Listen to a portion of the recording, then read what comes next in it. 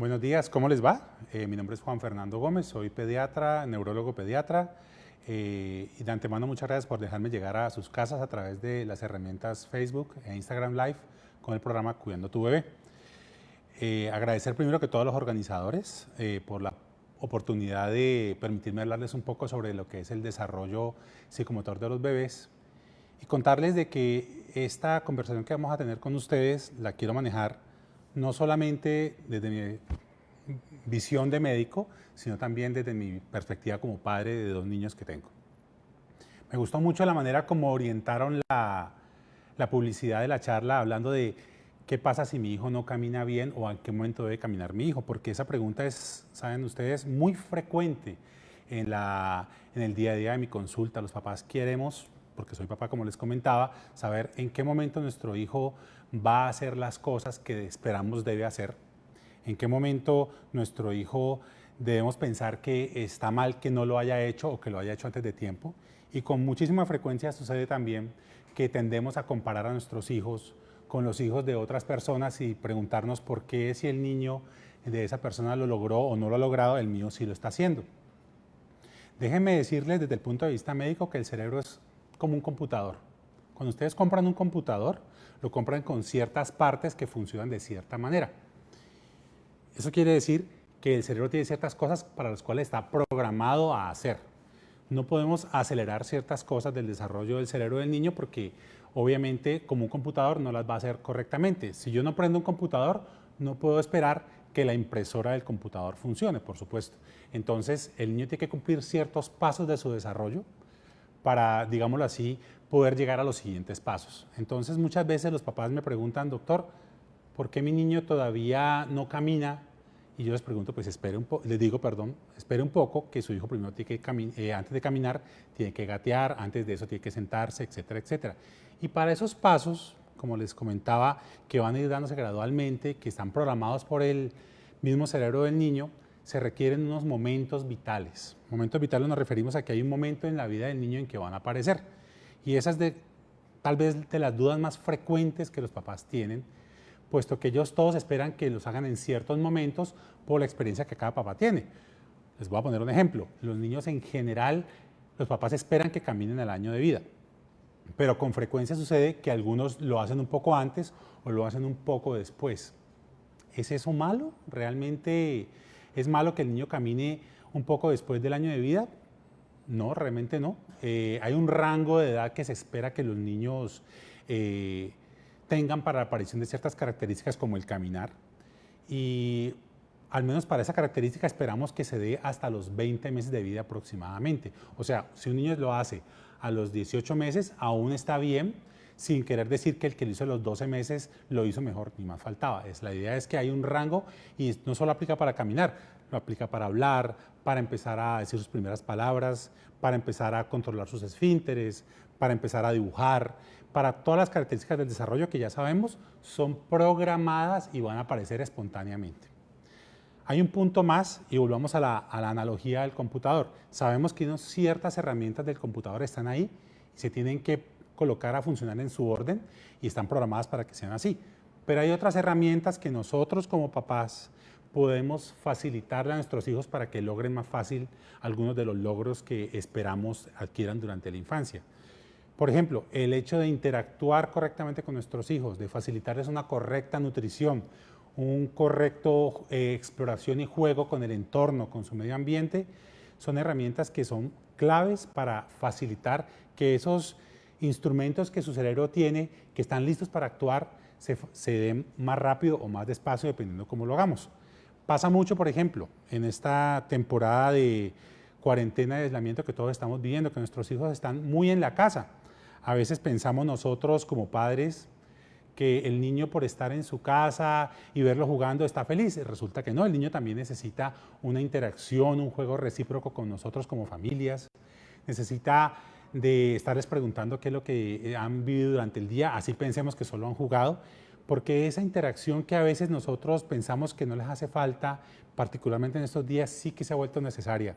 No se imaginan ustedes la cantidad de niños que he visto en estos días que sienten que no están jugando lo suficiente con ellos, que sienten que deberían volver a salir a jugar a su parque, volver a verse con sus amiguitos, con sus primitos, y esa falta de interacción, esa falta de estímulo impacta particularmente en los niños más pequeñitos, porque no nos digamos mentiras, existe una etapa muy grande que es la infancia, que va hasta los 18 años, pero hay una etapa particularmente importante, que es los primeros 5 años de vida para garantizar este desarrollo y que esos estímulos que les comenté uno puede dar para que ese computador funcione un poco mejor, deben darse porque de lo contrario podemos tener problemas. Y ahí quisiera hablarles de los signos de alarma o las banderas rojas que nosotros los médicos mencionamos para el desarrollo psicomotor. Esas banderas rojas se refieren a situaciones clave que hay que tener en cuenta y considerar como para asistir a la consulta en el caso de que las veamos y que el médico nos pueda decir, mire, hay que intervenir de esta forma, hay que hacer exámenes de esta forma o hay que tratarlo de esta forma. Esas banderas rojas están claramente establecidas y el médico, en este caso el pediatra de sus hijos, debe detectarlas a tiempo para que ustedes puedan o él pueda saber cómo intervenirla con un examen adicional o refiriéndolo a nuestra consulta de neurología pediátrica. Algunas de esas banderas son detectables en el hogar, por ejemplo, el hecho de encontrar que un niño antes del año de edad ya empieza a escoger con qué manito manipula los juguetes, le dice usted algo está pasando con la mano con la cual no lo está manipulando. Generalmente los niños hacia los 4 o 5 años es que ya vienen a definir con claridad con qué manito van a escribir, con qué manito van a manipular sus cubiertos para comer. Y con frecuencia pasa que si lo hacemos antes de una manera muy claramente definida, es decir, muy rápido dice voy a ser diestro, voy a ser zurdo, me dice a mí, este chico puede tener un problema de la motricidad del lado que no lo está haciendo. Otra herramienta que es frecuente encontrar con estos niños, que me sirve como signo de alarma, es que algunas de las respuestas primarias que los niños hacen desaparezcan antes de tiempo o reaparezcan después del momento en que debieron haber desaparecido. Como yo les comentaba, esto es como un computador que está programado para hacer ciertas cosas y en ocasiones algunos de esos programas siguen funcionando después. Ustedes pueden recordar, por ejemplo, que cuando ellos son bebés, ellos hacen unas maniobras que son muy de ellos y nada más, como por ejemplo chupar espontáneamente su dedito o succionar sin tener nada en la boca. Eso es normal para un bebé pequeño, pero con frecuencia cuando hay una lesión cerebral, esas respuestas primarias, esas respuestas primitivas de su cerebro vuelven a aparecer y no es normal que aparezcan. Entonces ya tenemos dos herramientas, el definir primero o muy rápido qué lado de su cuerpo está usando, el reaparecer algunas de estas, digamos así, respuestas primarias de su cerebro o persistir en el tiempo. Y otras respuestas como por ejemplo el no responder adecuadamente a estímulos visuales, a estímulos auditivos también es importante. En ese caso no estamos hablando directamente del cerebro, pero sí de órganos que están muy en relación con él, como lo son sus ojos y sus oídos. Si un niño pequeño es demasiado tranquilo, ustedes están muy felices porque hay una reunión en la casa, todos saludando, y el niño está dormido plácidamente, plantéense la posibilidad de que tal vez no esté escuchando muy bien. Si un niño no le llama la atención un juguete muy colorido, no es un niño indiferente, sino que de pronto cuando está muy pequeñito tiene problemas visuales, y esas respuestas visuales no necesariamente están alteradas porque el ojo esté funcionando bien o mal, o el oído bien o mal, sino porque su cerebro, como estructura que integra la función de sus ojos y sus oídos, puede no estar respondiendo bien a las órdenes o a los comandos visuales o auditivos que los ojos o los oídos envían respectivamente. Cuando ya son un poquito más grandes, digámoslo hacia el año de edad, existe algo que es importante descartar y es la presencia del autismo. Y les hablo del autismo no porque sea algo muy frecuente, pero que sí es importante detectar a tiempo y pues lo sabemos muy bien, se ha vuelto un tema bastante de moda últimamente. El autismo es una condición neurológica en la cual el niño no responde bien a la interacción social, a la comunicación recíproca y tiene algunos comportamientos y patrones inusuales de la conducta. Y el momento de detectarlo es hacia el año de edad. ¿Por qué? Porque en ese momento ya la interacción del niño es tan bien lograda, porque ese cerebro ya se programó de tal manera que lo logra hacer bien, que ese momento es el momento de detectarlo. No podemos hacerlos antes es muy difícil.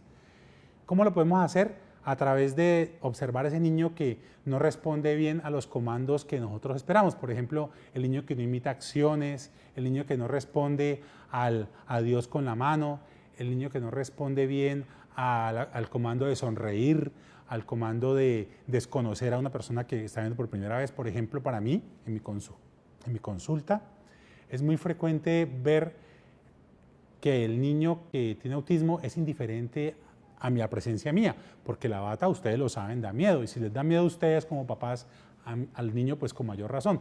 Ese niño que es indiferente, que si estás cerca le da igual a que si estás lejos, que se aproxima un desconocido y no tiene ningún problema, al igual que se aproxima un conocido, ese niño hay que tener cuidado con eso.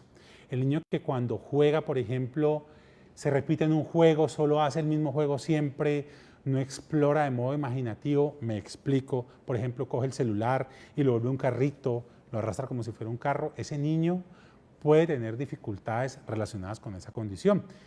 Y pues no solo con esa condición, porque hay ciertas condiciones parecidas al autismo que es importante detectar precozmente y que se pueden detectar al estar pendiente de ese tipo de, digámoslo así, banderas rojas sobre la exploración social y la comunicación recíproca. También es muy importante detectar y entender después del año, hasta los 2 añitos, que es el tiempo más importante para detectarlo, la adquisición de esos patrones de independencia y autonomía en la vida cotidiana del niño. El niño que ya empieza a usar su manito para comer, cualquiera de las dos, acuérdense, no puede ser una de las dos, sino las dos. El niño que empieza a intentar ayudarse con el vestido, no lo va a hacer obviamente, pero se ayuda. El niño que empieza a informar de la liberación de esfínteres, que quiere hacer popó, que quiere hacer chichi. Es un niño que nos está diciendo, mire, yo soy consciente de que tengo unas necesidades, de expresar algo, de comunicar cosas importantes dentro de mi vida diaria, dentro de mis quehaceres, y quiero participar en ellas. Y eso es importante como una manera de evaluar la parte de la capacidad intelectual del niño, que finalmente nos va a servir como herramientas para predecir cuando yo tengo la posibilidad de tener un problema de lenguaje, un problema de aprendizaje o incluso un problema de retraso, que es muy importante detectar a tiempo.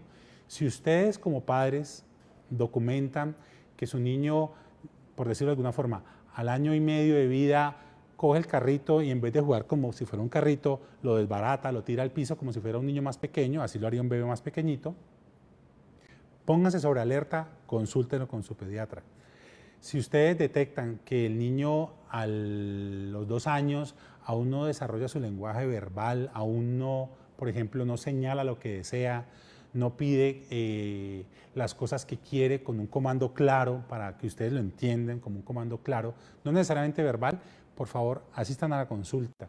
Si ustedes ven que ese niño, a la orden verbal de ustedes, por ejemplo, no cojas eso, niño, o no cojas eso, bebé, no lo entienden el comando, es algo que hay que tener muy en cuenta porque aunque parecen cosas muy simples, esas pequeñas banderas rojas que nosotros detectamos pueden ser la primera manera para documentar un trastorno que puede ser importante más adelante en su vida y que si lo detectamos a tiempo es muy probable que podamos ayudarlo realizando exámenes precozmente e interviniéndolo de tal manera que podamos ayudar a cambiar radicalmente esas situaciones que están viviendo en su vida.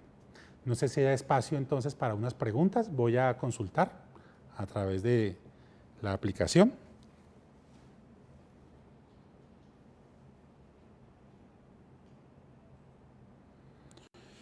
Bueno, aquí ya tenemos unas preguntas. La primera es, ¿qué tipo de ejercicios puedo realizar con mi bebé de 5 meses para estimular su desarrollo neurológico? ¿Cómo me gusta esta pregunta? Esta pregunta yo alguna vez la respondí ante un medio visual externo a la institución.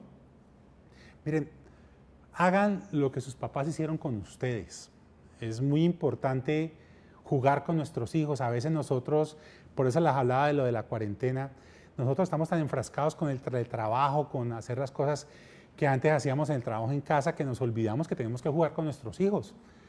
Jugar con nuestros hijos no es hacer una estimulación temprana, ni llevarlos a un taller de estimulación, en absoluto. Es cárguenlos, háganle masajes, pásenle juguetes, cojan ese tapetico de foamy que tienen en la casa, si no lo tienen, pues pónganlo en el piso o en el colchón, háganse con él, muestren un juguete bonito, quítenselo, muestren otro juguete bonito, tóquenlo con una subándose las manitas para que estén calientes, tóquenlo con las manos cuando están frías para que él sienta la diferencia en las consistencias.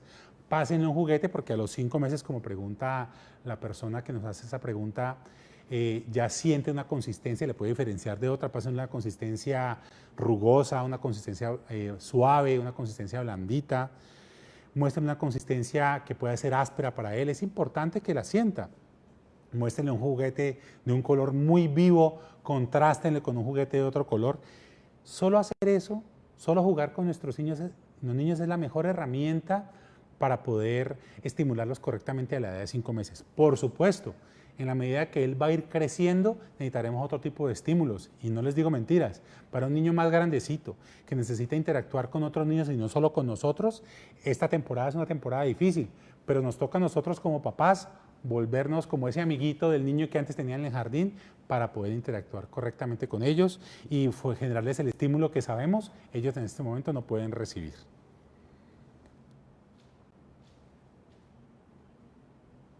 Bueno, la siguiente pregunta es, doctor, ¿es malo el caminador para los bebés? ¿Cuál es la edad ideal para que arranque a gatear y caminar? El caminador no se debería usar jamás. El caminador tiene un problema, el niño se recuesta sobre él y lo que va a hacer no es caminar, sino empujarse con sus piecitos para desplazarse por la casa. Tiene el riesgo eventual físico de que el caminador se puede ir hacia adelante, el niño se puede golpear su cabeza. Y tiene adicionalmente el hecho de que el niño va a adquirir inadecuadamente esos, perdónenme el término técnico, engrames para caminar bien. Acuérdense del ejemplo del computador, él está programado para hacerlo, pero si no le enseñamos a hacerlo correctamente, esa programación se va a hacer mal. Entonces es muy importante que cuando él camine, lo haga independientemente. El temor lógico de nosotros como padres es que cuando él camine, se tropiece y se caiga. Háganlo siempre en un entorno seguro, que no hayan objetos contundentes cerca, por ejemplo, que no haya mesa cerca del niño, usen un espacio en su sala para que él, si se llega a caer, pues se caiga con cierto margen de seguridad y no se golpee su cabecita.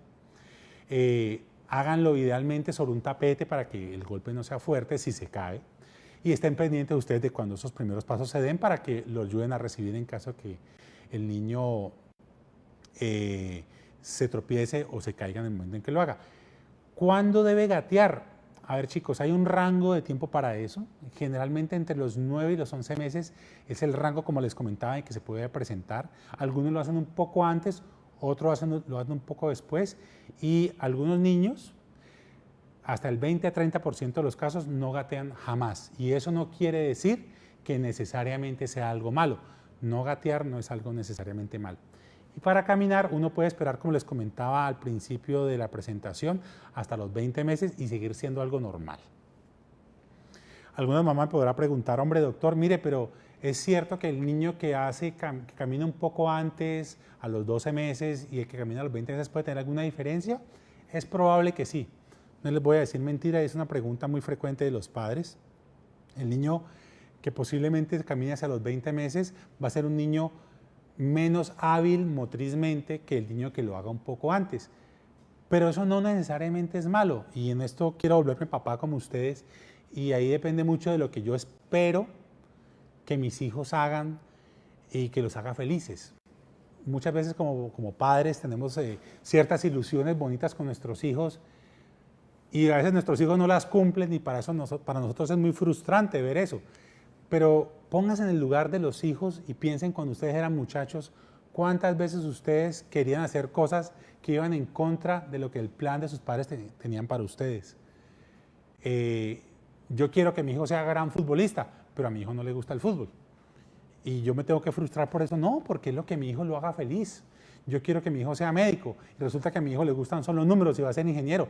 Lo que a mi hijo lo haga feliz. Entonces, chicos, si mi hijo se demoró hasta los 20 meses en caminar y yo sé que mi hijo no va a ser precisamente el gran futbolista, pues no tengo por qué frustrarme por ello.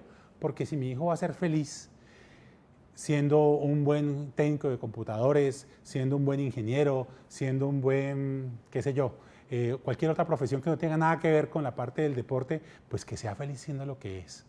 Siempre recuerden, que sea feliz. No es tan importante hacer una cosa u otra siempre y cuando lo que yo tengo, las herramientas que yo he adquirido durante mi vida y mi desarrollo neurológico, me permiten ser feliz más adelante. Vamos con la siguiente pregunta.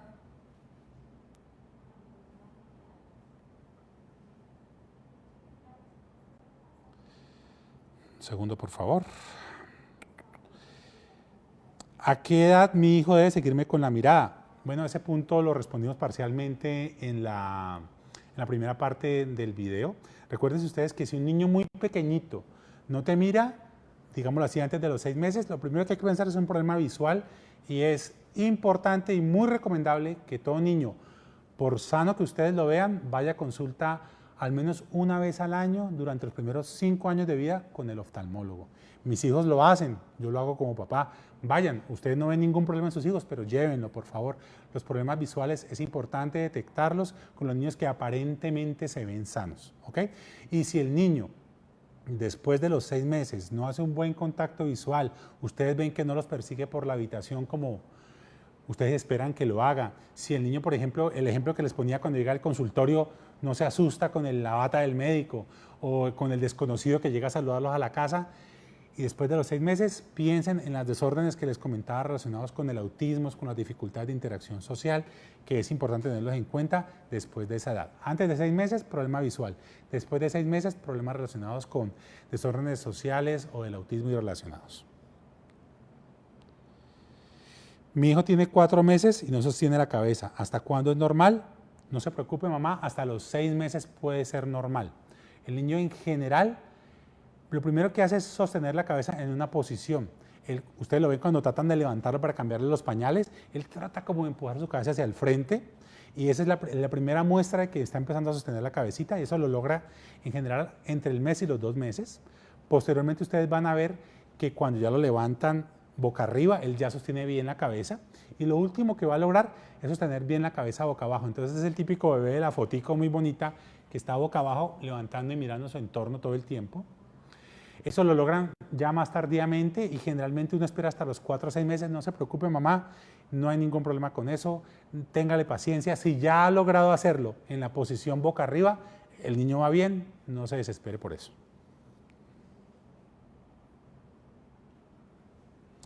Otra pregunta más. ¿El confinamiento puede afectar el desarrollo neurológico de los niños? Totalmente, familias. Miren, se los digo no solo como médico, como papá.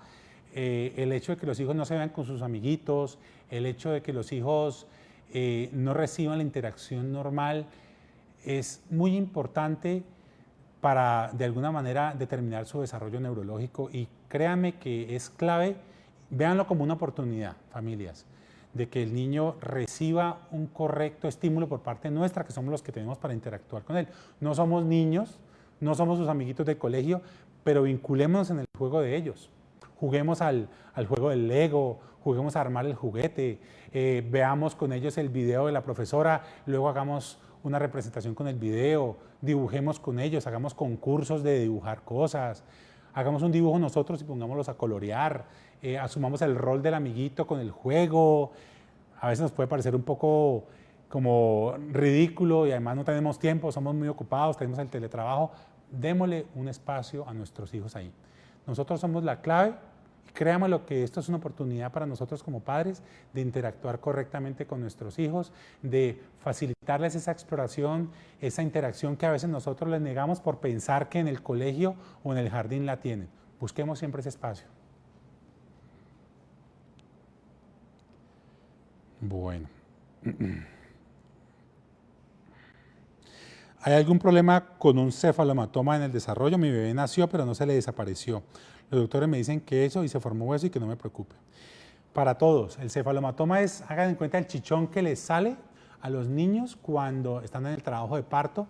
Recuerden que el canal vaginal, la vagina de la mamá es un espacio estrecho, el niño es un bebé grande y al salir a veces quedan chichoncitos. Es la mejor manera de describirlo.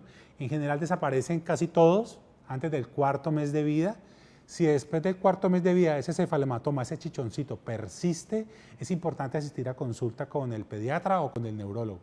Lo que se debe hacer es una radiografía para, como les decía la mamá o el papá que pregunta, ese cefalomatoma se ha calcificado, y si se ha calcificado tenemos que tomar una decisión de qué vamos a hacer. Es algo más estético que otra cosa, no se preocupen familias, no es tan grave, pero si ustedes desean explorar la posibilidad de que eso desaparezca, es algo que se puede hacer, no es algo urgente, pero se puede solucionar, no se preocupen. Otro papá pregunta, ¿cómo podría estimular el lenguaje de mi hijo que cumplió 3 años? Aún no habla muy claro. Bueno, tengan en cuenta que, como les decía, el ejemplo del computador, eso se va a ir logrando programadamente. Un niño en general empieza a decir sus primeras palabras entre el año y medio. Hacia los 2 años tiene un desarrollo ya de suficientes palabras, digan ustedes unas 50 a 100, y ya empieza a decir frases cortas, como por ejemplo, dame eso, bebé carga, cosas que son muy rudimentarias, pero ya empiezan a decirlas.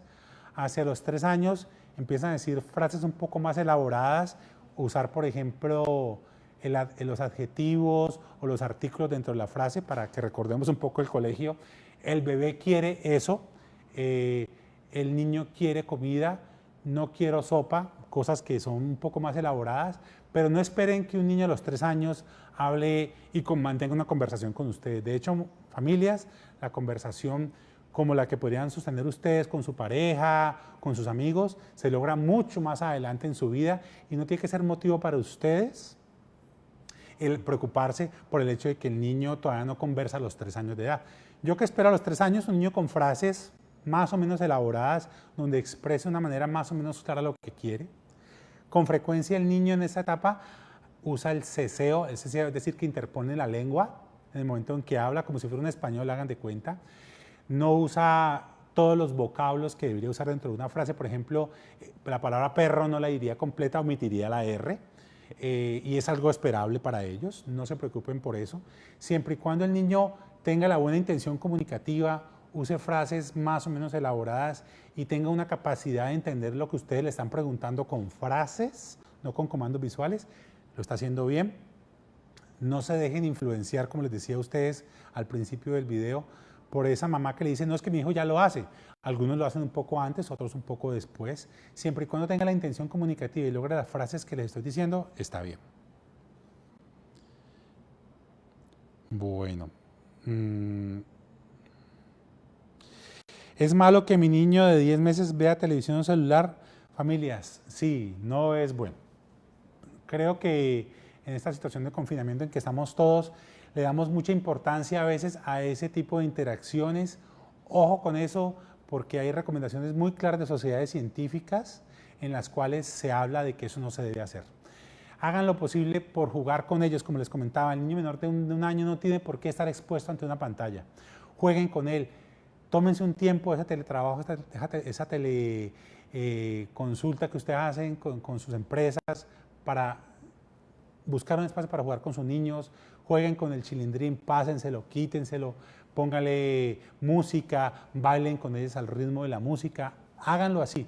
No es prudente, no está demostrado que sea bueno que el menor de 1 año se exponga a la pantalla. Y si lo van a hacer, si por ejemplo ustedes quieran que se vea con el abuelito, porque pues no lo han visto y está perfecto, mis papás quieren verse con mis hijos y está bien, procuren que esa interacción en el momento en que se haga sea una interacción muy dinámica, es decir, que el abuelo le pregunte cosas, que el abuelo le enseñe cosas, que le muestre un juguetico que hay en la casa del abuelo que ustedes dejaron allá olvidado y que interactúe con el niño, porque de lo contrario estaríamos perdiendo un espacio importante de interacción con nuestros hijos que no debemos reemplazar con una pantalla. Por favor, procuremos no hacerlo en un menor de 1 año. Mi hijo tiene 14 meses y no camina, apenas se para, me dicen que es normal, me debo preocupar, creo que ya lo respondimos, no se preocupe, hasta los 20 meses debe hacerlo. Obviamente esperemos que ya haya logrado los hitos anteriores, recuérdense, ya debería estar sentándose solo, ya debería estar gateando, acuérdense que no todos lo hacen, pero ya debería estar lográndolo en la gran mayoría de los casos. Si ya ha logrado eso, tenga paciencia, señora o señor, seguramente está a punto de lograrlo. Si un niño de 2 años y medio no socializa, es decir, no habla para comunicarse con las personas, incluyendo papás, ¿a qué se debe? Esta pregunta sí que es importante porque no hablar no necesariamente quiere decir no socializar. Miren ustedes que con un gesto usted dice mucho. Si yo pongo un gesto de estar molesto, si yo pongo un gesto de estar alegre, ahí me estoy comunicando una emoción. Entonces tengan muy en cuenta ustedes que eso es una manera de comunicarse, por lo tanto de socializar. Los niños que están muy consentidos, y nuestros hijos a veces lo están, no tienen necesidad de comunicar absolutamente nada. ¿Por qué? Porque tienen en ustedes o tienen en mí como papá a una persona que les está traduciendo todo lo que ellos necesitan. Entonces el niño no comunica absolutamente nada porque sabe que tiene su traductor simultáneo al lado y eso no está bien. Procuren siempre, cuando el niño se demora en hablar, forzarlo un poco a hablar. Si él quiere ese juguetico que está allá arriba y él lo señala, ustedes pregúntenle, ¿cuál juguete quieres? Ustedes saben perfectamente a qué juguete están hablando, pero pregúntenle, ¿cuál quieres? Si él se lo vuelve a señalar, díganle, ¿cuál quieres? ¿Este o este? ¿Quieres el perrito? ¿Quieres el león? Para que el niño se vea forzado a hacerlo. Ni más ni menos, eso es lo que sucede en los jardines infantiles. El niño ya se ve forzado a hablar porque él ve que al comando visual de señalar no le están poniendo atención. Entonces, por favor, hagan eso mismo. Procuren no traducirle simultáneamente al niño. Procuren que él, cuando quiera algo, use palabras para expresarlo, no señales visuales, porque la señal visual no es buena. La señal visual lo vuelve cómodo a él. Él se da cuenta que no hay necesidad de hablar. Y eso, finalmente, al momento de que ya tenga que socializar, que tenga que retarse ante un niño que sí le está hablando, le va a costar trabajo. Entonces, él sí se comunica, se está comunicando con señas, seguramente ese niño. Si está socializando, lo hace a su manera. Procuren ustedes retarlo para que lo haga de otra, ¿ok? Bueno. ¿Cuándo deben sentarse? También hay un rango para eso. El rango en general se da entre los 6 y los 7 a 8 meses. En general, primero se sientan con apoyo y luego ya se sueltan. En general, primero nosotros los sentamos y le colocamos almohaditas para que se quede quietico, digámoslo así, apuntalado por las almohaditas y luego poco a poco vemos que se suelta y lo hace finalmente solo. Se incorpora y se sienta. Y ese es el rango de presentación de la posición sedente, del sentarse entre los 6 y los 7 y los 8 meses. La lactancia materna estimula el desarrollo neurológico de los niños. Total, como les comentaba, hay ciertos patrones de ese desarrollo que es como el computador, se van a dar solos, eso está programado para que se dé. Pero hay ciertas cosas que yo le puedo estimular, como les decía al principio del video, como el juego, como la adecuada alimentación, y qué mejor que la lactancia. La lactancia no es solamente un alimento, es un contacto con la mamá, es sentir ese calor de la mamá, el olor de la mamá, es esa mirada tierna que la mamá le dirige al niño, es esa conversación, esa canción. Yo no soy mamá, pero he visto a mi esposa hacerlo, esa canción que hace la mamá con el niño, y ese momento de contacto es tan importante para ellos. No se imaginan ustedes qué valioso es para un niño que la mamá le sonría, le hable, le cante una canción, lo acaricie mientras el niño está lactando. Esa estimulación no tiene precio, no la desperdicien. Hagan lo posible porque la lactancia materna dure, ojalá hasta el año y un poquito más, pero que se vuelva tarea, no antes de los 6 meses suspender la lactancia. Tiene que seguir mucho más allá y en la medida de lo posible procuren que sea un momento no solamente de alimentación, sino de interacción amorosa con ustedes.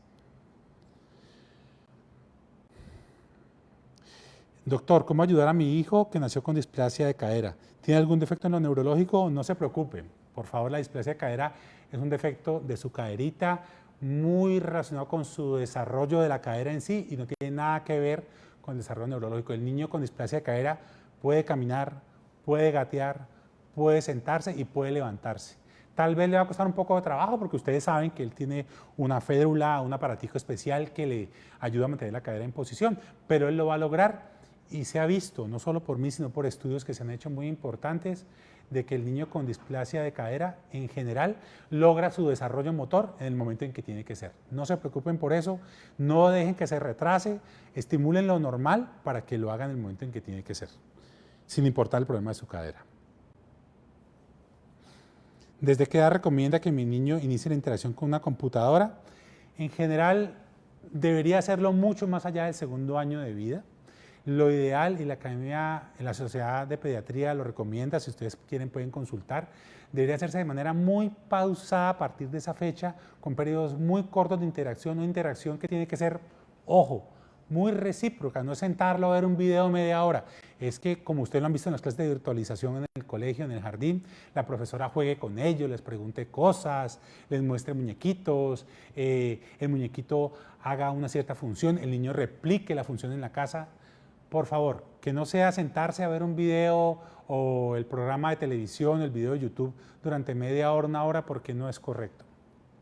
En la medida que crecen, esa interacción va aumentando en tiempo. Después de los 6 años ya puede ser mucho más prolongada, pero siempre, recuerden, interacción.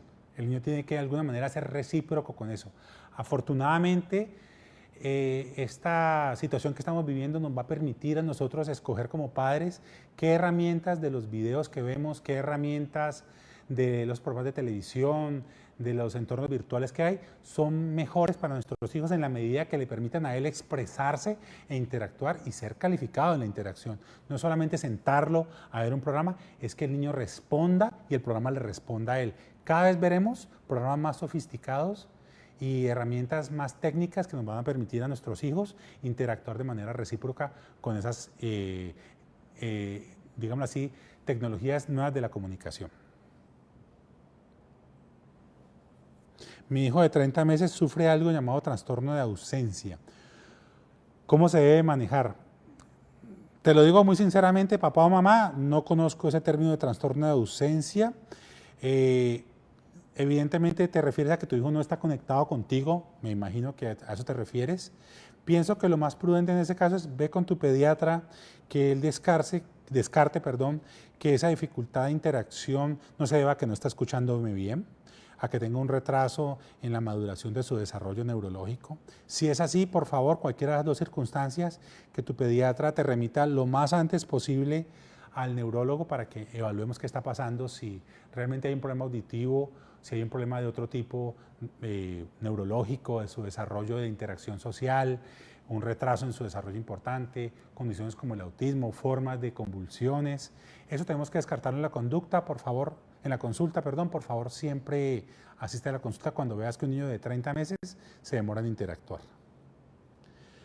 ¿Cómo puedo identificar si mi niño es hiperactivo? ¿Eso es malo? Chicos, no se olviden de que ustedes fueron niños, acuérdense, eso no fue hace tanto tiempo, yo tengo 48 años, pero todavía me acuerdo, los niños son juguetones, los niños exploran, se suben, ahora que estamos con ellos todo el día en la casa los vemos treparse a sitios donde antes imaginábamos que no se trepaban. Créanme que ya lo hacían, lo que pasa es que ustedes, como estábamos en el trabajo y no los veíamos, pensamos que no lo hacían, pero sí lo hacían.